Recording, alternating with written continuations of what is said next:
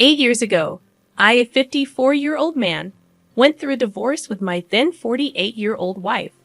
Following the separation, my 28-year-old daughter chose to sever all ties with me, aligning herself with her mother without seeking my perspective.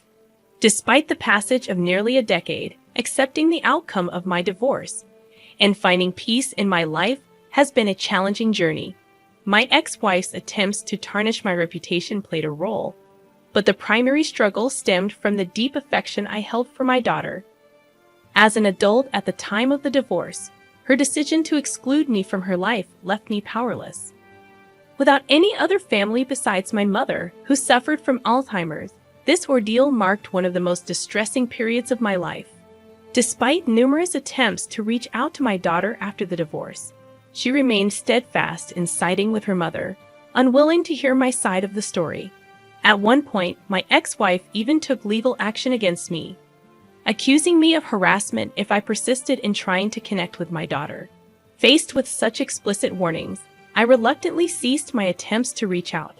For the past 8 years, I dedicated myself to caring for my ailing mother and focusing on my career.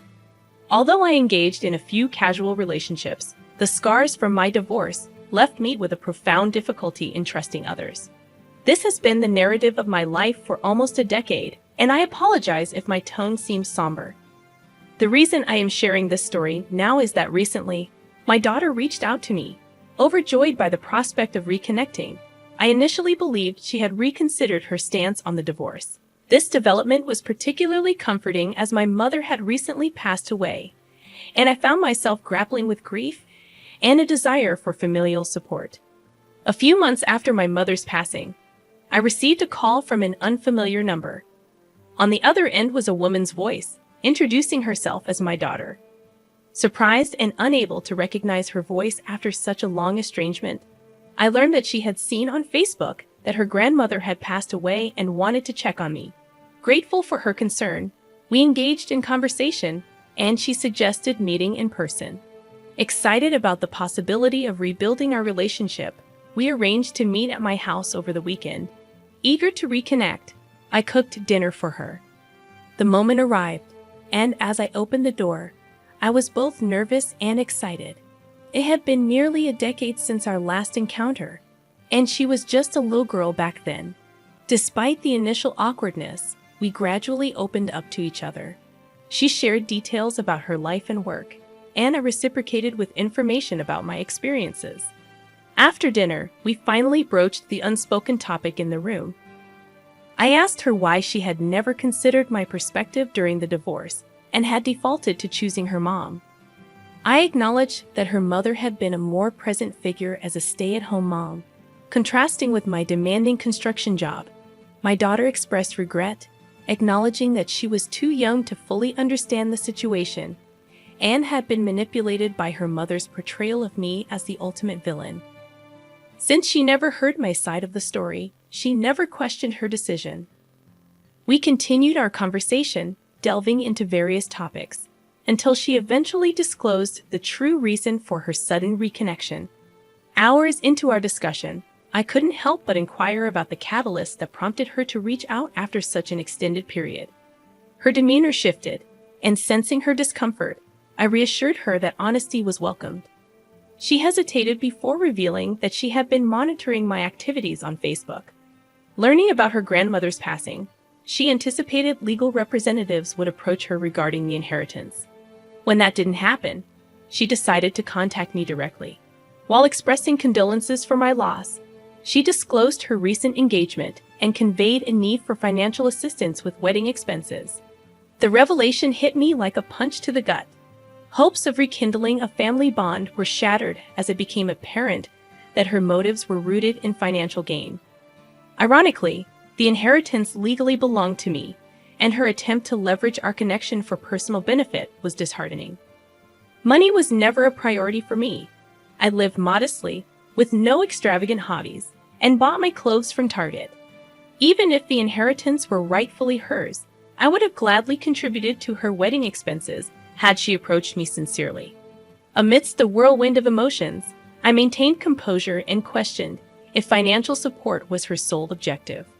Her defensive response emphasized that the inheritance was secondary, and her primary goal was to reconnect.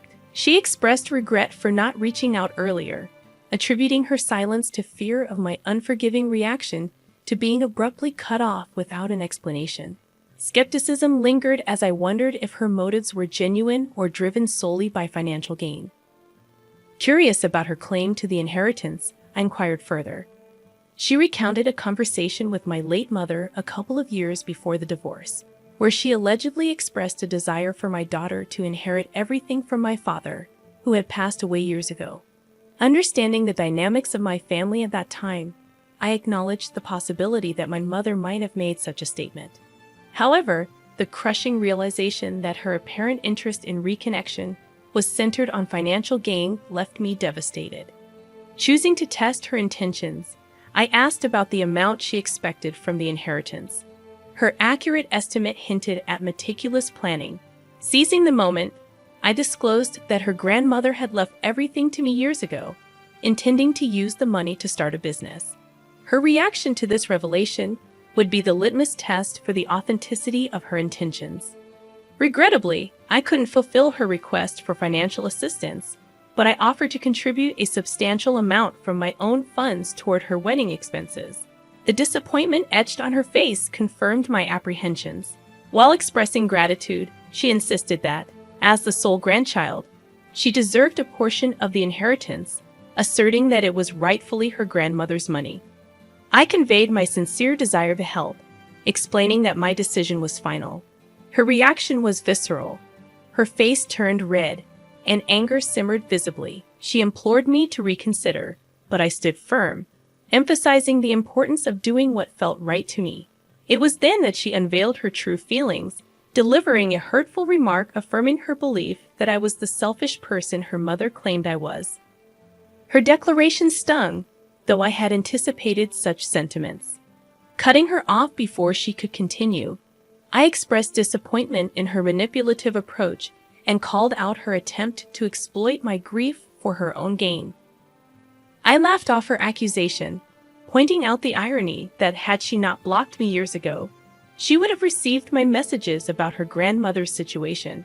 Encouraged by her confusion, I asked her to unblock me, allowing me to resend the texts. As she read through the messages, which included pleas for understanding and notifications about her grandmother's Alzheimer's diagnosis, a genuine sense of shame crossed her face. She apologized, acknowledging her lack of awareness during the divorce and expressing a desire to rebuild our relationship. Despite her remorse, she argued that her grandmother would want her to inherit, and it was unfair for me to withhold it. I countered, asserting that if our relationship hinged on monetary considerations, perhaps it was best not to have one at all. Although she professed a genuine desire for reconciliation, I couldn't bring myself to believe it at that moment. I informed her that while I would entertain the idea of rebuilding our relationship, the inheritance was off the table. In response, she looked at me with pure resentment and left my house without any attempt on my part to intervene. In the aftermath, I sought the perspectives of my friends. Most agreed that I made the right decision, but a close friend expressed a different viewpoint, suggesting that since money held little significance to me, I should have prioritized mending the relationship. I've been wrestling with the idea of letting my daughter have a portion of my inheritance just to have some semblance of family in my life. It's not a decision I'm comfortable with, but ever since someone suggested it, the thought has been lingering in my mind. Should I consider giving my daughter a share of my inheritance? Update 1. Hi everyone, the response to this post has been more overwhelming than I anticipated. Thank you all for your advice and insights. It's given me the perspective I needed. To address the most common question about what happened during the divorce, I haven't talked about it for years, but I suppose it's time. My wife and I were married for 23 years. You'd think that after such a long time, there wouldn't be betrayal, but unfortunately, that wasn't the case. Without delving into the painful details, I discovered she was cheating on me with multiple men for years. The revelation devastated me, leading to heavy drinking and a period of destructive behavior. Our confrontations during the separation were tumultuous, and her influence, especially as a local celebrity due to her journalism career, played a significant role in alienating my daughter. After nearly a year of living in this chaotic state, we faced each other and got divorced. My ex-wife's attempts to tarnish my reputation were almost successful, and it took considerable time for me to overcome the drinking and rebuild my life. As I've mentioned, my daughter's complete abandonment compounded the difficulty. Admittedly, I was not a present parent during this tumultuous period. The revelation of my ex-wife's affairs threw me off balance, and I distanced myself from my daughter. Despite attempts at reconciliation after getting my life back on track, she refused to listen, blocking me everywhere. Regarding my mother's inheritance, technically belonging to my father, it stemmed from my grandparents' property investments. When my father passed away at 21, everything went to my mother, and she retained ownership during my marriage and for some years post-divorce. My daughter was aware of her grandmother's property holdings, but I never touched that money, as income from my construction business sufficed for a comfortable life. As for my daughter, she hasn't reached out since that night, and honestly, I don't expect her to. It seems apparent that her involvement was centered around the inheritance, and now that it's off the table, our relationship might not continue.